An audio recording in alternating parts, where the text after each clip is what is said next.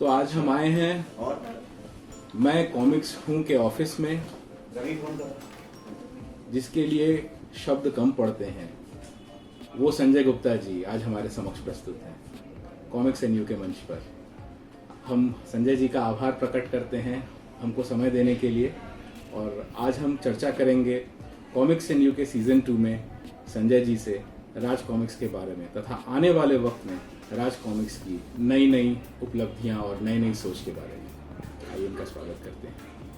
तो संजय जी, आपका भरपूर स्वागत है कॉमिक्स एंड यू के सेकंड सीजन में। और मैं क्या बताऊं, मैं तो बचपन से ही आपका फैन रहा हूं। अब मेरे पास शब्द कम पड़ रहे हैं सर, आप ही कुछ बोलिए। सिद्धार्थ जी, आपका आभार और कॉमिक्स एंड यू को शुभकामनाएं, और सभी दर्शकों और राज कॉमिक्स के पाठकों को दिल से प्रणाम। संजय जी, राज कॉमिक्स बाई संजय गुप्ता शुरू करने के लिए आपको ढेरों बधाइयाँ, तथा राज कॉमिक्स बाई संजय गुप्ता की तरफ से जो नई नई भेंटें हम लोगों को मिली हैं इस साल में, उसके लिए भी आपका धन्यवाद। सर, हम ये आपसे पता करना चाहेंगे कि व्यावसायिक दृष्टि से सर, अगर आप कॉमिक्स इंडस्ट्री को देखें, आप पूरे भारतीय कॉमिक्स व्यवसाय को देखें, तो आपका क्या सोच है सर इसके बारे में? आप क्या समझते हैं, क्या आपकी चिंताधारा है भारतीय उद्योग के बारे में, भारतीय कॉमिक्स उद्योग के बारे में? भारतीय कॉमिक्स उद्योग के बारे में चिंता करने की तो कोई आवश्यकता नहीं है, क्योंकि किसी भी उद्योग के लिए ये जरूरी है कि जो उनका जो उपभोक्ता है उसके लिए वे जो कुछ भी क्रिएट कर रहे हैं, बना रहे हैं, वो उनको फीड करने वाला है या नहीं है, वो इतना उस उत्पाद में वो दम है या नहीं है। तो अगर उद्योग आपको या किसी को भी लगता है कि किसी संकट में है, तो सबसे पहले तो आपको ये देखना पड़ेगा कि आपके उत्पाद में क्या कमी है और क्या ज़रूरतें हैं जिनको आप पूरा नहीं कर पा रहे हैं। बहुत बढ़िया। सर, अगर हम आपसे पूछें कि इतने साल हो गए भारतीय कॉमिक्स इंडस्ट्री में राज कॉमिक्स को अपना परचम लहराते हुए, इसमें से आपका फेवरेट कैरेक्टर कौन है सर? अगर आप पूछते कि फेवरेट कौन सा नहीं है तो ज़्यादा आसान होता बताना। तो फेवरेट तो सभी हैं, चाहे वो नागराज हो, ध्रुव हो, डोगा हो, भोपाल हो, बांकेलाल हो, वेगा हो, वक्र हो, सभी सारे बच्चे हैं, सारे बच्चे कहें या सारे जो है वो प्रिय हैं, क्योंकि उसके बिना आप जो है वो कहानियाँ लिख नहीं सकते, सोच नहीं सकते।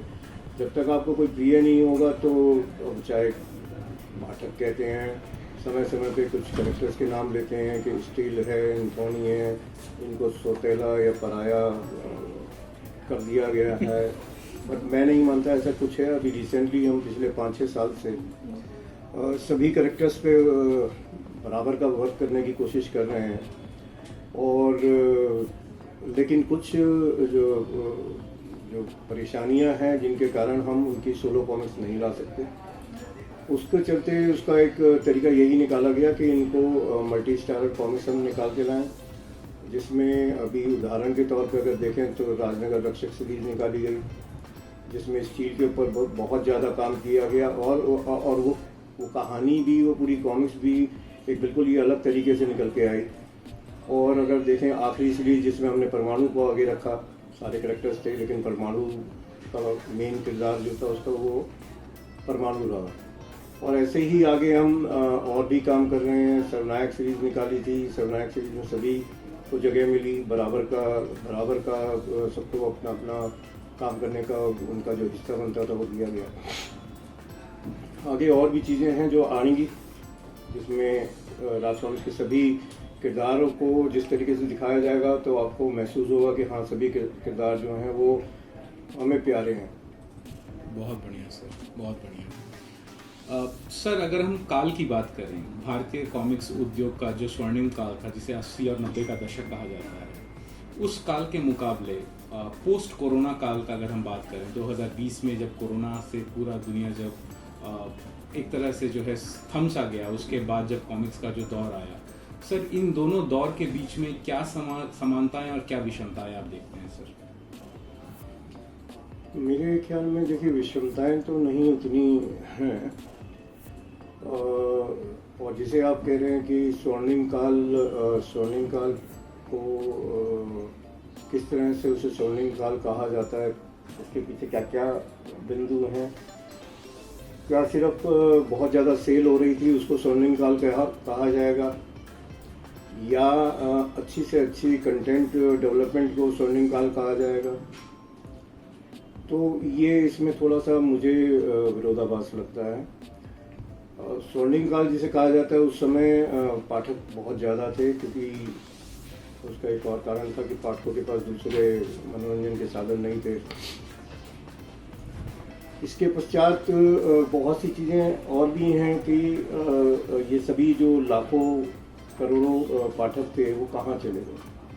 और वो काल जो है वो एक ऐसा काल था जिसमें कि सभी पाठक अपने हायर स्टडीज़ और कैरियर डेवलपमेंट में चले गए, और इस बीच जो मार्केटिंग पूरी चेन थी वो छिन-भिन हो गई। वापस जब वो लोग आए तो उनको वो किताबें जो आसानी से गली मोहल्ले की शॉप्स में मिल जाती थी वो मिलनी बंद हो गई, और इंटरनेट जो था वो अभी नया था। तो अब इसको अगर कोरोना काल से देखें, कोरोना काल में जो लोगों के पास समय मिला, खाली बैठे रहे वो घर पे, और उनके पास जब कॉमिक्स की कुछ चैनल्स के थ्रू, न्यूज़ चैनल्स के थ्रू खबरें पहुंची, और सोशल मीडिया से उसमें जो पायरेटेड कॉमिक्स उनके पास पहुंची, तो सवाल उनके जो जहन में जो कॉमिक्स का प्रेम था वो दोबारा से जागा, और उनके पास समय था। तो मुझे ये लगता है कि कॉमिक्स का जो डिग्री कम होने का रीज़न रहा वो और कुछ नहीं, देखा जाए तो ये रहा कि लोग व्यस्त हो गए, लोग बहुत ज़्यादा व्यस्त हो गए, और जब वो उनको समय मिला तो तब उनका जो खास प्रेम था जो उनके जीवन का, जो उनकी यादों में बसा हुआ था, वो निकल के सामने आया। और कोरोना काल के इस समय में उन्होंने कॉमिक्स की तरफ दोबारा से कोशिश की कि हमें कॉमिक्स मिल जाए कहीं से, और हम दोबारा से अपने जीवन को, जो कॉमिक्स को मैं तो जीवन ही मानता हूँ, उस जीवन को वो जी सकें। क्या बात है सर, बहुत बढ़िया सर, बहुत ही रोचक बात आपने कही सर। सर मैं आपसे जो है अगला प्रश्न पूछूंगा, वो है सर, उसके पहले मैं आप थोड़ी भूमिका आपको देना चाहूँगा कि हम देखते हैं विदेशों में जो कॉमिक्सें बिकती हैं, या फिर जो रेयर कॉमिक्स होती हैं, अभी कुछ महीनों पहले हमने देखा कि सुपरमैन की कोई एक बहुत पहली कॉमिक्स थी जो करोड़ों में कुछ बिकी। तो वो जो है एक मूल्यांकन, एक दुर्लभ कॉमिक्सों का मूल्यांकन जो होता है, अगर पब्लिशर अपनी तरफ से वो कॉमिक्सें लाके बेच रहा है तो एक पैरेलल मार्केट कहीं ना कहीं खड़ा हो गया है अभी सर, जो अपनी मनमानी मर्जी पे कॉमिक्स बेचता है और उसको सही भी ठहराता है, लेकिन जब पब्लिशर जब वही कॉमिक्स लाता है मार्केट में और अपने हिसाब से उसका मूल्यांकन करता है, इसको लेके बहुत ज्यादा जो है तीखी प्रतिक्रिया पब्लिशर को जो है सहनी पड़ती है। सर इस बारे में आप कुछ बताइए, क्योंकि बहुत ही ये जरूरी है जानना कि जब हम ब्लैक में खरीद सकते हैं चीजों को, और जब हम खरीद रहे थे, जब लोगों के पास और कोई जरिया नहीं था खरीदने का, तब वो मुंह मांगे दामों पे कॉमिक्स खरीद रहे थे। अब पब्लिशर जब ला रहे हैं उन्हीं कॉमिक्सों को, तब पब्लिशर्स क्यों गाली खा रहे हैं? क्या इसमें क्या दो राहापन है सर? मुझे ये समझ में नहीं आ रहा, अगर आप कुछ बताएं सर। देखिए, इस विषय में मेरा जो नज़रिया है वो बहुत सरल और सीधा है। मैं ये मानता हूँ कि जिसको जो चीज़ चाहिए वो उसके ऊपर वो निर्णय लेने के लिए उसका अपना निर्णय है कि मैं इसको किस रेट पे लूँ या ना। अगर उसको लगता है, जैसे आपने शब्द बोला रेयर, यानी कि वो चीज़ मिलनी बहुत दुर्लभ है, मुश्किल जी, तो वो जो खरीदार है, जो उसको चाहता है कि ये मेरे पास हो, ये उसके ऊपर डिपेंड करता है कि उसकी कोई भी कीमत जो जिस पे वो चीज़ मिल रही है वो दे सकता है तो दे, और नहीं दे सकता तो नहीं दे। तो बहुत सारे लोग ऐसे हैं, क्योंकि दुर्लभ जो कॉमिक्स है वो तो बहुत कम ही होंगी, बिल्कुल तभी वो दुर्लभ कहलाई जा रही है। बिल्कुल तो जो वास्तविक जो रीडर है, क्योंकि इसमें दो तरह के लोग हैं जो कि कॉमिक्स खरीदते हैं। एक वो हैं जो कि कॉमिक्स पढ़ते हैं, एक वो हैं जो कॉमिक्स को कलेक्ट करते हैं।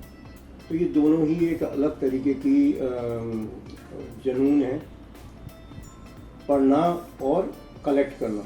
तो आप अपने कलेक्शन के लिए, और सबसे ज़्यादा होता है जब आप कलेक्शन किसी चीज़ को कलेक्ट कर रहे होते हैं तो आप ये देख रहे होते हैं कि जल्दी पूरी हो, जल्दी मेरी कलेक्शन पूरी हो। जी सर। और वो जल्दी के नाम की जो कीमत बाज़ार में है वो आप अगर लगा सकते हैं, अगर आप उस एंग्जाइटी से बचना चाहते हैं तो आप वो पैसा देते हैं।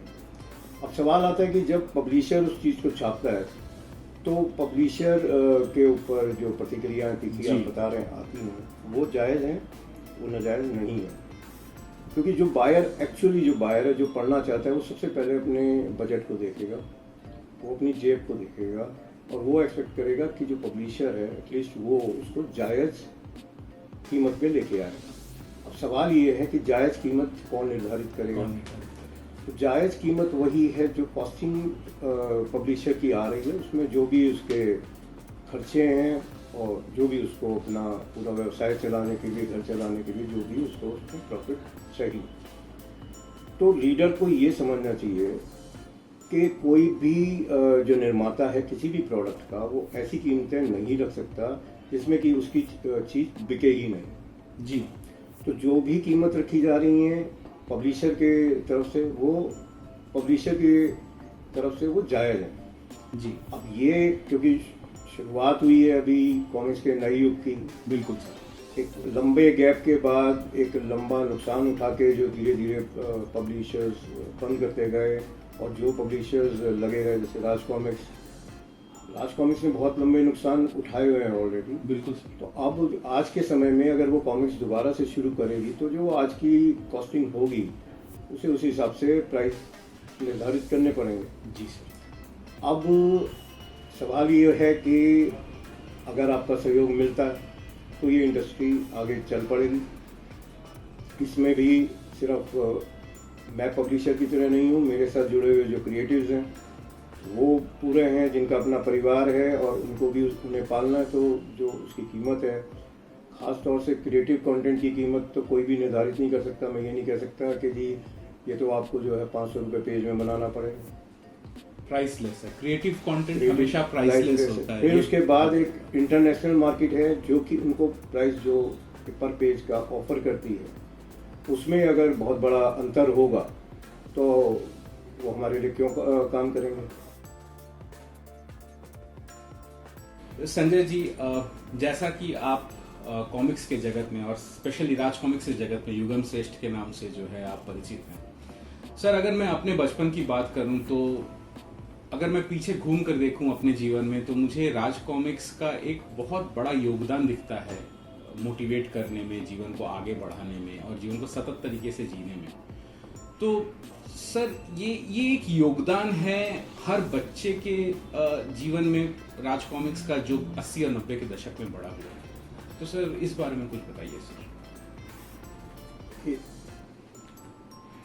ये योगदान जो है ये मैं क्लेम नहीं करता, क्योंकि मैं कॉमिक्स जब भी मैं लिखता रहा शुरुआत से ही हमें था कि हमें एक स्वस्थ मनोरंजन देना है। स्वस्थ अपने आप में एक शब्द जो पूरी जो आपने सवाल पूछा उसका आंसर है। हमें जितने संस्कार, जितने हमारे माता पिता से या बाकी जो हमारे बड़े थे, बुजुर्ग थे, उनसे जो भी सीख मिली, वही सीख उनके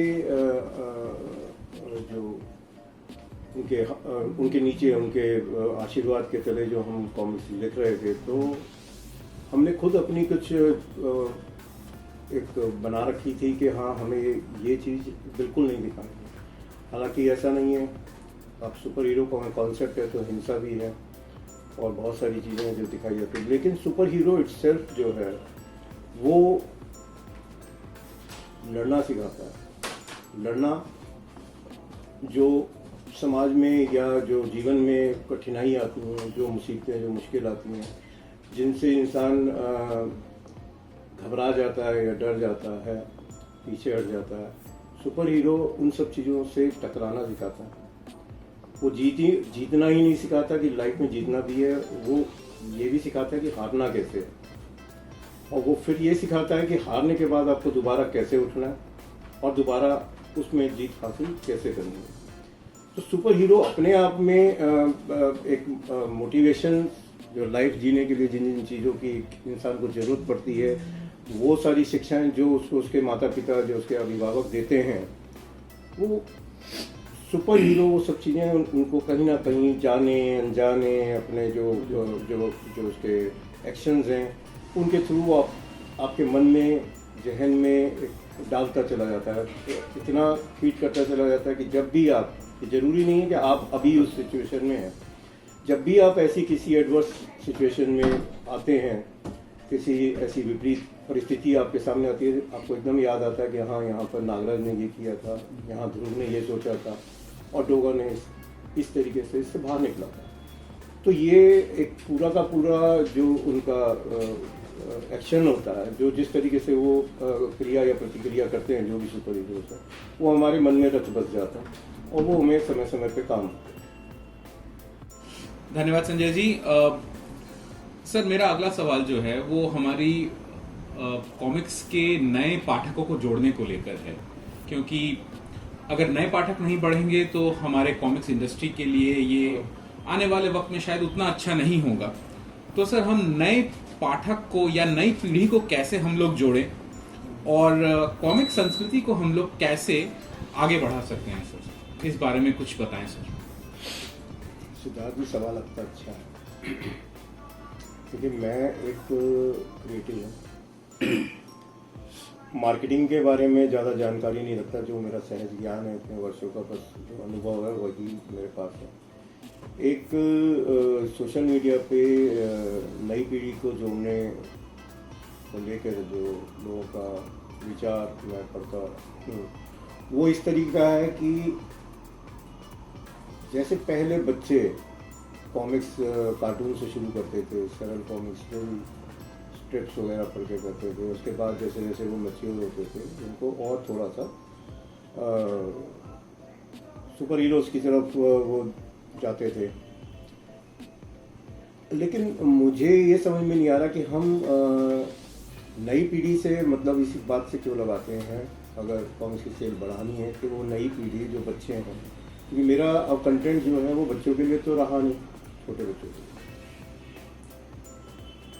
तो जो मेरा मानना है कि जो एज ग्रुप इसको पढ़ता है, मान लीजिए कि ये 30 साल से ऊपर, 25 से लेकर 40, 45, 50 साल तक, तो हम, हमारे देश में ऐसे और भी इस आयु वर्ग के लोग हैं, हम अगर उसको बढ़ावा देना चाहते हैं तो क्यों ना हम उन लोगों को, जो भी हमारे अभी रिसेंट पाठक हैं, वो लोग अपने दोस्तों को, जानकारों को, रिश्तेदारों को कॉमिक्स पहुंचाएं कि भाई ये कॉमिक्स है, क्योंकि वर्बल पब्लिसिटी से बढ़ के तो कोई पब्लिसिटी नहीं होती। अगर आप उन लोगों को अपने साथ जोड़ेंगे कि आप भी कॉमिक्स खरीद सकते हैं, ये फला कॉमिक्स, फला करेक्टर जो है मुझे बहुत पसंद आता है, उसके बारे में जो भी आप बातचीत कर सकते हैं करेक्टर से, जितना आप कॉमिक्स के करेक्टर के बारे में बात करेंगे, उसकी कहानियों के बारे में बात करेंगे, उतना ही एक पॉजिटिव माहौल बनेगा। सिर्फ ये कह देना कि जी कॉमिक्स पढ़ें, कॉमिक्स पढ़ें, कॉमिक्स पढ़ें, ये काफ़ी नहीं है। हमें कॉमिक्स के बारे में, कॉमिक्स की कहानी के बारे में, कॉमिक्स के कंटेंट के बारे में आपस में चर्चा करनी पड़ेगी, और वही चर्चा आपको नए रीडर्स जोड़ने में सहायक हो सकती है, ये मेरा मानना है। बहुत बढ़िया सर, बहुत बढ़िया सर। हम आज का अंतिम सवाल आपसे पूछने जा रहे हैं सर। कॉमिक्स उद्योग, भारतीय कॉमिक्स उद्योग के प्रति आपका सुझाव, चाहे वो किसी के लिए हो, चाहे वो पाठकों के लिए हो, चाहे वो नए आने वाले नवागंतुक पब्लिशर्स के लिए हो, चाहे वो रीडर्स के लिए हो, या चाहे वो कॉमिक्स सेलर्स के लिए हो, किसी के भी लिए हो, आपका जो भी सुझाव है, जो भी आप बात सीधे सीधे उन तक पहुंचाना चाहते हैं, अगर कुछ बताएं सर तो बहुत अच्छा रहेगा। देखिए, मेरा सुझाव सीधा सीधा यही है, पाठकों के पॉइंट ऑफ व्यू से पाठकों को मेरा सुझाव यही है कि कॉमिक्स पढ़ें, ज़्यादा से ज़्यादा कॉमिक्स पढ़ें, और जो नए पब्लिशर्स इस मार्केट में आना चाहते हैं उनके लिए भी यही सुझाव है कि एक तो जो ई कॉमिक्स बाज़ार में आ चुकी हैं उन्हें पढ़ें, उन्हें उससे कुछ ना कुछ जो अनुभव है वो प्राप्त होगा, और जो कुछ उनके मन में है इस इंडस्ट्री को देने के लिए, पाठकों को देने के लिए, वो उसको अच्छी तरीके से पहले उस पर अपना रिसर्च वर्क कर लें, अपना जो भी मंथन है वो कर लें, और उन कैरेक्टर्स को पूरे मनोयोग से बनाएं और लोगों तक पहुंचाएं। क्या बात है सर। संजय जी, आपके इस समय के लिए, आपने जो समय दिया कॉमिक्स एंड यू के लिए, और तथा मेरे शोध में आपका ये साक्षात्कार एक बहुत ही महत्वपूर्ण हिस्सा है, और मैं आशा करता हूँ कि हम आगे चल के जो है भारतीय कॉमिक्स इंडस्ट्री को और सुदृढ़ करने की कोशिश करेंगे। इसी के साथ जो है हम आज का ये एपिसोड यहीं पे समाप्त करेंगे। नमस्कार संजय जी। नमस्ते।